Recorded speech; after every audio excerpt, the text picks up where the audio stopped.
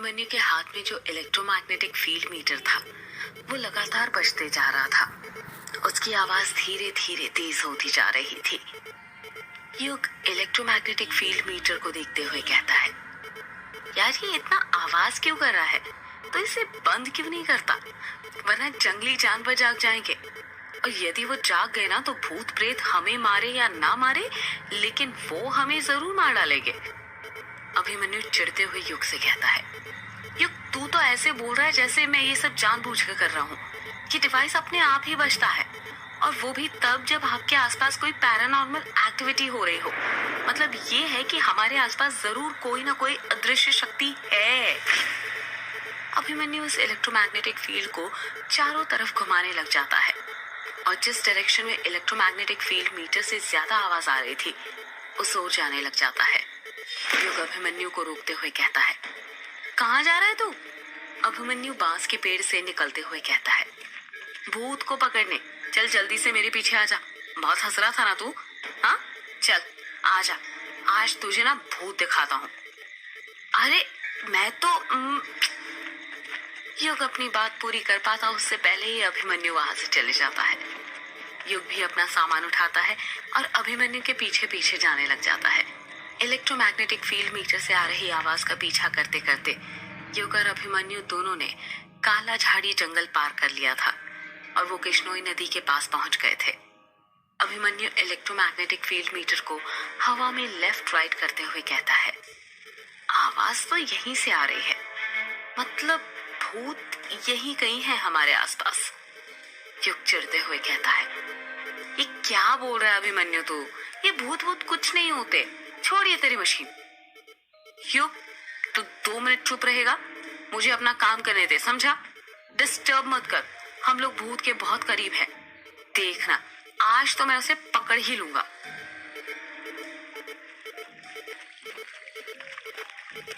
Abhimanyu electromagnetic field metre को लेकर किश्नोई नदी के शुरुआती किनारे तक पहुंच गया था। नदी शांत लहरों के साथ साथ बह रही थी, जिसमें घुटनों तक पानी था। चांद की चांदनी नदी के पानी पर छाई हुई थी। जैसे ही अभिमन्यु इलेक्ट्रोमैग्नेटिक फील्ड मीटर लेकर नदी में अपना पहला कदम रखता है, इलेक्ट्रोमैग्नेटिक फील्ड मीटर बजना अपने आप बंद हो जाता है। अभिमन्यु और युग दोनों शॉक्ड हो जाते हैं और सोचने लग जाते हैं कि अचानक से इलेक्ट्रोमैग्नेटिक फील्ड बंद कैसे हो गया। वातावरण में अचानक से शांति छा गई थी। अभिमन्यु इलेक्ट्रोमैग्नेटिक फील्ड मीटर को अपने हाथ से ठोकते हुए कहता है, अरे ये क्या, इसमें से आवाज क्यों नहीं आ रही है? कहीं ये खराब तो नहीं हो गया? युग नदी के बाहर ही खड़ा हुआ था। वो वहीं से अभिमन्यु को ताना मारते हुए कहता है, खराब तो तब होगा ना जब ये सही होगा। इतना घटिया तो है तेरा ये डिवाइस। क्या नाम बताया था तूने? Electromagnetic field meter. तुझे पता है इसने आवाज करना बंद क्यों कर दी? अभिमन्यु उदासी के साथ पूछता है, क्यों? क्योंकि शायद तुझे पता नहीं है कि इलेक्ट्रोमैग्नेटिक फील्ड का एटमॉस्फेयर पर फर्क पड़ता है। मतलब ये है कि जब वातावरण चेंज होता है तो मैग्नेटिक फील्ड भी चेंज होती है, जिस कारण जब हम जंगल से यहाँ तक आए तो इसने यहाँ पर आकर आवाज करनी बंद कर दी। क्योंकि जंगल के अंदर के एटमॉस्फेयर में और नदी के पास के एटमॉस्फेयर में बहुत डिफरेंस है। तुझे कैसे पता ये सब? इलेक्ट्रॉनिक एंड इलेक्ट्रिकल इंजीनियर हूँ बेटा, इतना तो पता ही होगा ना। तेरी तरह झोला छाप पैरानॉर्मल एक्टिविटी एक्सपर्ट नहीं हूँ। मैं नहीं मानता, मुझे तो लगता है कि मेरा ये डिवाइस हमें बिल्कुल सही जगह पर लाया है। युग अभिमन्यु को घूरते हुए कहता है, और तुझे ऐसा क्यों लगता है? इसके ना 2 कारण हैं। पहला कारण यह है कि जब हम जंगल से यहाँ नदी तक आए तो उस बीच भी एटमॉस्फेयर चेंज हुआ होगा, तब ये बंद क्यों नहीं हुआ? या नदी पर आकर ही बंद क्यों हुआ? युग हैरानी के साथ पूछता है। और दूसरा कारण ये है कि आज से 13 साल पहले यक्षिणी हर पूर्णिमा और अमावस्या की रात किश्नोई नदी पार करने वाले मर्दों के साथ संभोग करके उनके दिल का खून पीकर उन्हें मार देती थी। युग शॉक्ड होते हुए कहता है, तो ये कहानी तुझे भी पता है? ये कहानी नहीं है, हकीकत है। और ये बात बंगला मुड़ा और रोंकामुचा गांव के बच्चे को पता है, समझा? छोड़िए सब। तो हाँ, क्या बता रहा था मैं कि देख, यक्षिणी मर्दों के साथ संभोग करके उन्हें मार देती थी, यहीं पर इसी नदी के पास। तो उनकी आत्मा भी यहाँ पर ही भटक रही होगी ना, समझा? इसीलिए तो मेरा ये डिवाइस यहाँ पर आकर बंद हो गया। युग घूरते हुए अभिमन्यु से पूछता है, तो ये यक्षिणी भूत प्रेत डायन पर भरोसा करता है? हाँ करता हूँ। क्यों, तू नहीं करता? नहीं। अभिमन्यु युग के पास जाते हुए कहता है, तो फिर गले में ये काली माँ का लॉकेट क्यों पहना हुआ है?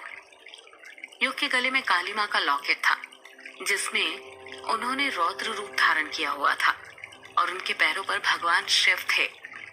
युग उस लॉकेट को हाथ लगाते हुए कहता है, ये लॉकेट, ये तो मुझे माँ ने दिया था, उन्हीं के याद में पहनता हूँ।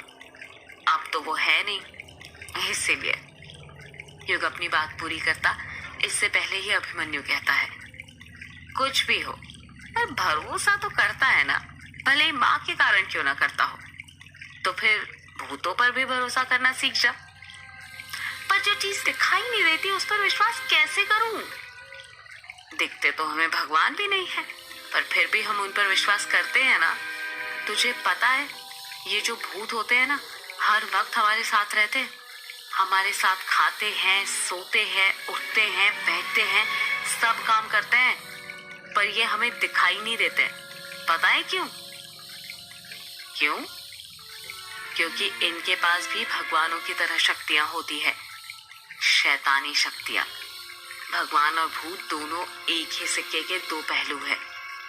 देख, दोनों के हिंदी और इंग्लिश के शुरुआती अक्षर भ और जी से ही स्टार्ट होते हैं, चाहे वो इंग्लिश का होस्ट हो और गॉड हो, या फिर हिंदी का भूत और भगवान। तू तो सही में इंटेलिजेंट वाली बातें करने लग गया यार। तुझे ये सब बातें कैसे पता? तेरे पापा ने बताई। युग हैरानी के साथ पूछता है, क्या कहा? मेरे पापा ने बताई? पर कब? यार, उनकी किताबों में लिखा है ये सब। तूने उनकी किताबें नहीं पढ़ी क्या? क्या तो लिखते थे यार वो, रोंगटे खड़े हो जाते थे पढ़ते पढ़ते। युग उदास होते हुए कहता है, नहीं, मैंने नहीं पढ़ी। वैसे भी वो सब बस कहानियां हैं और कुछ नहीं। वो कहानी नहीं है युग, तुझे पता है, एक लेखक वही लिखता है जो उसकी जिंदगी में घटित होता है। हो सकता है ये सब तेरे पापा के साथ हुआ हो। यार देख, मुझे ना मेरे पापा के बारे में बातें नहीं करनी। मैं बहुत थक गया हूँ, मुझे अभी आराम करना है, इसलिए मैं अपने घर ग्रेवयार्ड कोठी जाना चाहता हूँ। पर तू इतनी रात में ग्रेवयार्ड कोठी क्यों जा रहा है? तू तेरे रिश्तेदारों के घर रोंगकामुचा गांव जाना। मुझे उनके पास नहीं जाना। क्यों? युग अभिमन्यु के सवाल का कुछ जवाब नहीं देता है। अभिमन्यु युग के कंधों पर हाथ रखते हुए कहता है, तो अभी भी उनसे नाराज है क्या? नाराजगी किस बात की?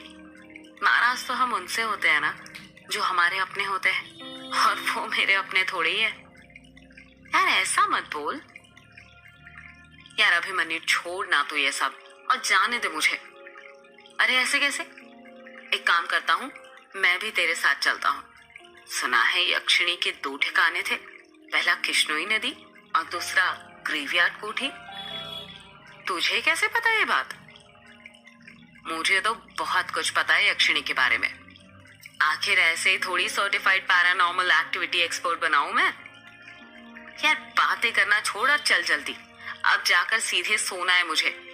ऐसे अच्छा हुआ तू मिल गया मुझे, मैं तो रास्ता ही भूल गया था। रास्ता ही तो दिखाने आया हूं मैं तुझे। क्या बोला? कुछ नहीं, वो देख, वो रही तेरी ग्रेवयार्ड कोठी। अभिमन्यु ने अपने हाथ से राइट साइड की ओर इशारा करते हुए कहा। जिस ओर अभिमन्यु ने इशारा किया था, जब युग उस तरफ देखता है तो वो देखता है कि ग्रेवयार्ड कोठी का ऊपरी सिरा नदी से साफ साफ दिख रहा था। ग्रेवयार्ड कोठी ऊपरी सतह पर बनी थी, जिस कारण उसका गुंबद देखा जा सकता था। ग्रेवयार्ड कोठी नदी से करीब 600-700 मीटर दूरी पर थी। ग्रेवयार्ड कोठी के ऊपर काले काले बादल मंडरा रहे थे। जिन्हें देखकर ऐसा लग रहा था कि वो काली शक्तियां थी जो युग के वहां आने का इंतजार कर रही थी। युग और अभिमन्यु पैदल पैदल ग्रेवयार्ड कोठी की तरफ जाने लग जाते हैं। कुछ ही देर चलने के बाद वो दोनों ग्रेवयार्ड कोठी के पास पहुंच जाते हैं। ग्रेवयार्ड कोठी खेतों के एकदम बीच में बनी हुई थी। आसपास दूर दूर तक कोई घर नहीं था। ग्रेवयार्ड कोठी के पास करीब 2 हेक्टेयर जमीन थी जो खाली पड़ी हुई थी। ग्रेवयार्ड कोठी 2 मंजिला थी, जिसमें बाहर से खिड़कियां देखने से लग रहा था कि करीब 50 से 60 कमरे होंगे। कोठी में ग्रे कलर किया गया था। अभिमन्यु ग्रेवयार्ड कोठी को देखते हुए कहता है, यार ये तो किसी फिल्म की हॉरर कोठी जैसी लग रही है।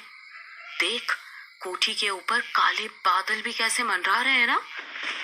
युग चिढ़ते हुए कहता है, यार ये फिल्मों की नहीं है, मेरे पूर्वजों की कोठी है जो उन्होंने अंग्रेजों से खरीदी थी। हाँ यार पता है, मैंने डिटेल्स निकाली थी इस कोठी की। ये अंग्रेज लोग भी ना बड़े कमाल के थे। कैसे? तुझे पता है ये कोठी कब और क्यों बनाई गई थी? नहीं, आज से 200 साल पहले 24 अगस्त 1608 में अंग्रेज अपने इंडिया में आए थे। उस वक्त उनका भारत में शासन नहीं था और ना ही उनके रहने के लिए कोई ठिकाना था। जब वो मेघालय में आए तो उन्हें अपने बंगला मुड़ा गांव में भी रहने नहीं दिया गया, क्योंकि ये अंग्रेज गाय सुअर सब खाते थे और हमारे हिंदू धर्म में गाय को देवी माँ की तरह पूजा जाता है। उस वक्त अंग्रेजों के एक जर्नल ने मोटी रकम देकर जमीन खरीदनी चाहिए, पर गांव वालों ने मना कर दिया। फिर क्या हुआ? होना क्या था, हम सबको पता है कि इंडिया में लालची लोग तो भरे हुए हैं। उस वक्त बंगला मुड़ा के राजा अंग्रेजों से मोटी रकम भी हथियाना चाहते थे और प्रजा को निराश भी नहीं करना चाहते थे। इसलिए उन्होंने बंगला मुड़ा गांव के बाहर जो कब्रिस्तान वाली जमीन थी वो उन्हें बेच दी। गांव वाले तो दिन में भी वहां पर जाने से डरते थे, पर ये अंग्रेज कहाँ किसी से डरने वाले थे। उन्हें भारत का खजाना जो लूटना था, उन्होंने कब्रिस्तान के ऊपर ही कोठी बना दी। गांव वाले शुरू शुरू में इसे लाशों वाली कोठी कहते थे, फिर अंग्रेजों ने ही इसे ग्रेवयार्ड कोठी नाम दे दिया। अच्छा, जब भी दूसरे गांव से अंग्रेज सैनिक आते थे तो उन्हें यहीं पर ठहराया जाता था, यहीं पर खातिरदारी की जाती थी। उनकी अय्याशियों का सारा सामान था यहाँ पर, और यहाँ पर रात रात भर मुजरा चलता था, तवाइफें नाचा करती थी। और तू कह रहा था ना कि ये यक्षिणी नहीं होती, तुझे पता है यहाँ के अंग्रेज अफसरों ने अपनी डायरी में यक्षिणी का जिक्र किया है। यक्षिणी का नाम सुनकर युग चिढ़ जाता है और चिढ़ते हुए कहता है, तेरी ये कहानी खत्म हो गई हो तो क्या अब हम कोठी के अंदर चलें, या रात भर यहीं पर बैठकर कहानी सुनाने वाला है? हाँ चलना, मैंने कहाँ रोका है तुझे? तुझे कहानी सुनने में मजा आ रहा था इसलिए मैं सुना रहा था। ग्रेवयार्ड कोठी का दरवाजा करीब 10 फुट ऊंचा था। जब युग और अभिमन्यु दरवाजे के पास पहुंचते हैं तो अभिमन्यु देखता है कि दरवाजे पर एक बड़ा सा ताला लगा हुआ था, जिस पर जंग लग गया था। अभिमन्यु ताले को हाथ लगाते हुए कहता है, अरे इस पर तो ताला लगा हुआ है, तेरे पास ताले की चाबी भी है क्या? युग अपना बैग टटोलने लग जाता है और कहता है, रखी तो थी इसकी चाबी मेरे पास, कहाँ गई? देख क्यों नहीं रही यार? हाँ ये रही। युग अपने बैग से ताले की बड़ी सी चाबी निकाल लेता है। खोल जल्दी दरवाजा, एक औरत की आवाज सुनाई देती है। युग हैरानी के साथ कहता है, यार तूने आवाज सुनी? अभिमन्यु पूछता है, कैसी आवाज? औरत की आवाज। यार वो कह रही थी कि खोल जल्दी दरवाजा। क्या कहा? औरत की आवाज। लगता है ना तेरे कान बज रहे हैं। अभी तो मुझे कह रहा था कि मैं कहानी सुना रहा हूँ, अब तू क्या कर रहा है? चल जल्दी ओपन कर कोठी, मैं भी तो देखूं इसमें क्या क्या राज बंद है। युग चाबी को ताले के अंदर डाल देता है। जैसे ही चाबी ताले के अंदर जाती है, आसमान में तेज बिजली चमकती है। बिजली इतनी तेज चमकी थी कि ऐसा लग रहा था आधी रात में उजाला हो गया हो। युग चाबी को ताले के अंदर घुमाने लग जाता है, पर जंग लगे होने के कारण चाबी घूम नहीं रही थी। युग चाबी घुमाते हुए कहता है, अरे ये क्या, ये घूम क्यों नहीं रही? घूम जा, अब खुल भी जा। अभिमन्यु हैरानी के साथ पूछता है, क्या हुआ यार? चाबी अंदर ही टूट गई। क्या कहा? चाबी टूट गई? पर कैसे यार? इतनी पुरानी चाबी है, ऊपर से जंग लगी हुई थी, तो टूटे ही ना। अभिमन्यु अपने सिर पर हाथ रखते हुए कहता है, तो फिर अब क्या करें? युग कुछ कहता उससे पहले ही एक औरत की आवाज सुनाई देती है, पत्थर उठा और तोड़ दे ताला। युग कहता है, अच्छा आइडिया है, पर तू लड़की की आवाज में क्यों बोल रहा है? अभिमन्यु हैरानी के साथ कहता है, मैंने क्या कुछ बोला, मैं तो तब से चुप ही हूं। युग अभिमन्यु की बात पर ध्यान नहीं देता है। वो पास में ही जमीन पर रखा बड़ा सा पत्थर उठाता है और उसकी मदद से दरवाजे पर लगा ताला तोड़ने लग जाता है। 3 बार पत्थर से ताले पर वार करने पर ही खट से ताला टूट जाता है। जैसे ताला टूटता है, औरत की चीखने की आवाज सुनाई देती है। युग कुंडी खोलकर दरवाजे को अपने हाथों से धक्का देने लग जाता है, पर दरवाजा इतना भारी था कि उस अकेले से धक्का नहीं दिया जा रहा था। इसलिए अभिमन्यु भी उसकी मदद करने लग जाता है। अभिमन्यु और युग अपनी पूरी ताकत लगाकर दरवाजा खोल देते हैं।